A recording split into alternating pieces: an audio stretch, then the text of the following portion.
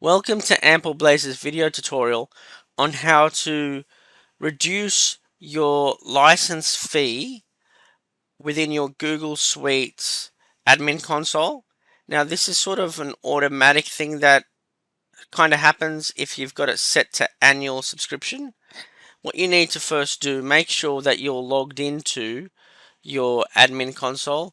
So click on your dots and then go into admin, and then you will come into your admin console. The next thing that you need to do is come down to billing, then go into subscriptions, and then in subscriptions you'll have your list of subscriptions. Go into your Google Workspace subscription, whatever level you're at, click on that.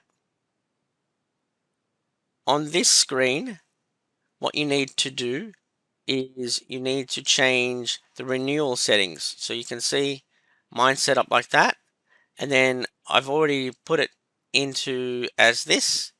So what needs to happen is, if yours is different, change renewal settings, click that, and then auto renew contract.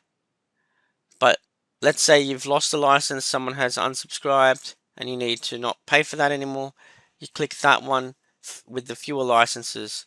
So if you've got less, you'll pay less for the next year. So click that, hit save, and then that's it. So when the next bill comes, it's already done.